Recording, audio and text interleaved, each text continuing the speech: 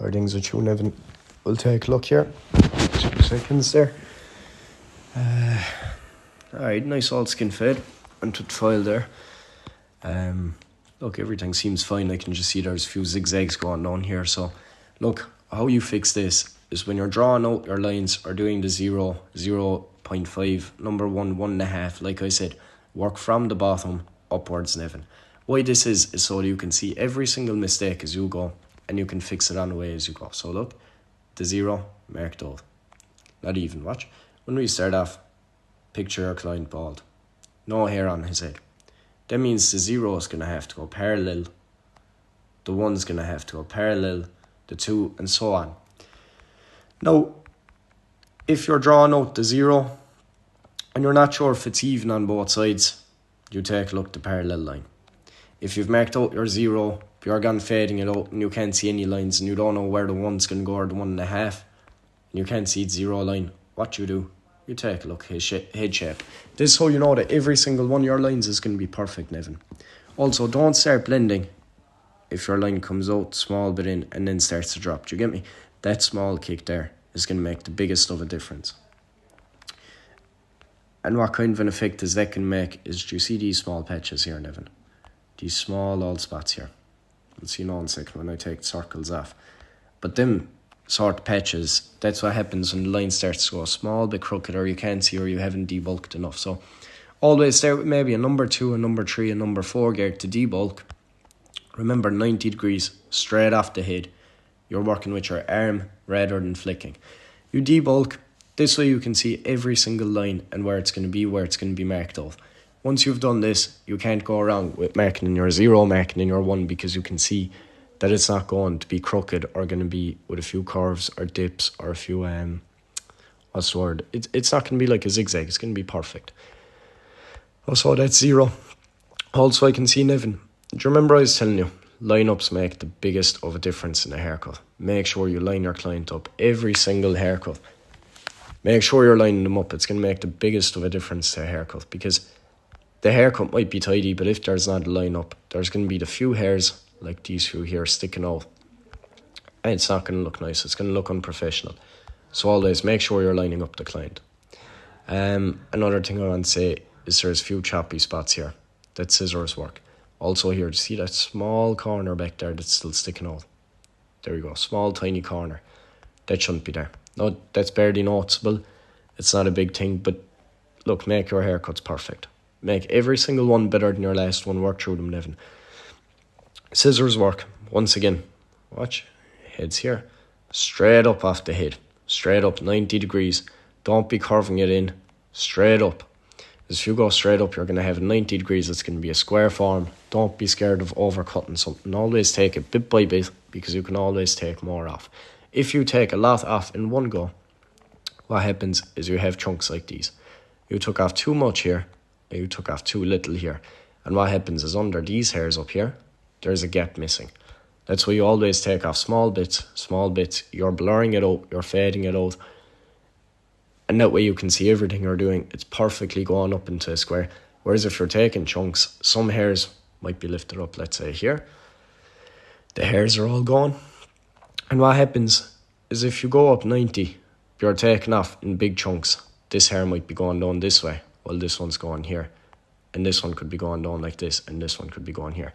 Do you get me? You're grabbing them rather than combing them. So always, bit by bit, small pieces. Now, so next picture. Okay, nice one. Look, Nevin, I can see the fades coming out very nicely. Like, the fading's coming out very nice. Like that is a blurry spot there. That's very nicely done. Do you get me? It's faded nicely from 0 all the ways into the 1, 1.5, so on. But like yours, that's perfect work with the clippers. But the only thing I can say is there's still these small shadows here.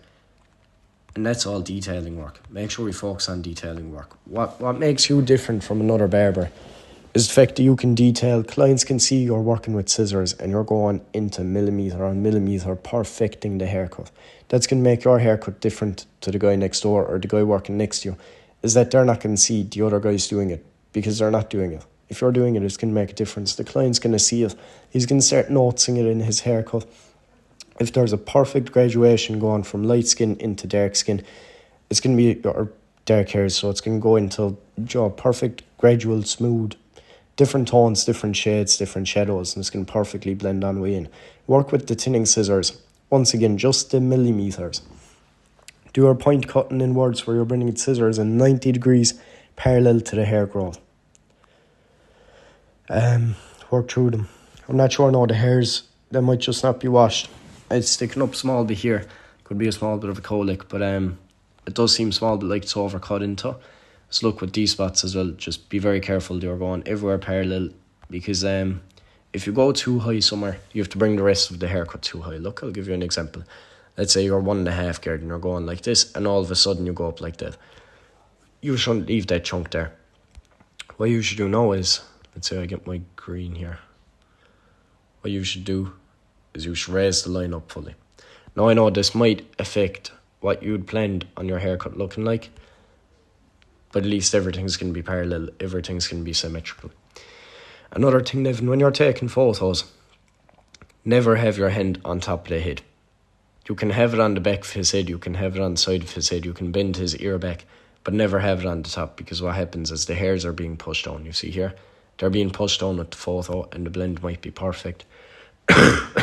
Everything might be looking great on it, but never push down with the hand on the head, because you can't see the top. You can't see, is it textured, is it what, have you styled it? Just small bit with the pictures. Also here, that could be his occipital bone there sticking out. Once again, if it is his occipital bone, come on way around and go based off the occipital. You should leave a small bit of weight there to keep it more square. Or once again, what happens with straight hairs is you go like that, off the occipital bone, and the way it's going to naturally hold it down like that. It's going to give more of a square form. It's going to not show the occipital bone as much, so it's going to end up looking nicer. The back. Okay. So the back of the head can be tricky. Make sure your client looks down as well when you're cutting the back, Nevin. Don't be scared. Just ask them, can you look down for me?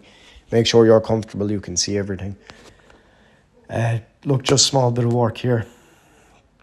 To start off with 0, same as always. Man way around, parallel, everything's kept fine. But make sure you find his occipital bone before you start the haircut. Find out how low are you going to go. Are you going to expose his occipital bone? Are you going to go below it? If you're going below it, you have to make sure. Do you go square off it again, like I showed you in the last picture there? Look, sides, how do I explain this? The sides have less space to be blended with. At the back, it's wider, there's more hair growth. Make sure you leave more space on the sides, or on the back. So on the sides, if you're only leaving 1 centimetre for blending, from your 0 to your 0 open, let's say if you're only leaving 1 centimetre or 1 finger length, when you come onto the nape area, you should be leaving 1.5, just that small bit more, a half extra. This because, like I said, there's more space. You're doing a drop down onto the back. There should be more space for the fade, you see? And here we go. It's getting wider towards the back. You get me? If there's only this much space here to blend with, there's more space than on the back. And this to make them, there's more space to be blending with. Make use of it. Stretch your fades out small bit more on the nape areas. Look, everything's looking fine with that haircut, Nevin. Just for next time, focus on the back. Stretch out the fade more. You have more space to be working with. Make use of it. Picture-wise, don't be putting the hand on the top. Look, that's nothing to do with the haircut, but it's just forever posting to Instagram. It's a small niche. Fade's looking great here. Perfect blend with the clippers. Focus small bit more on detail work. It's going to make the difference from you and the guy working next door, Nevin. Also over here, look, just watch them zigzags. Make sure every single line is perfect. Every line is symmetrical. Every line is parallel to the head shape. Also, scissors work. Just take small pieces off at a time. Never dig in too deep into it.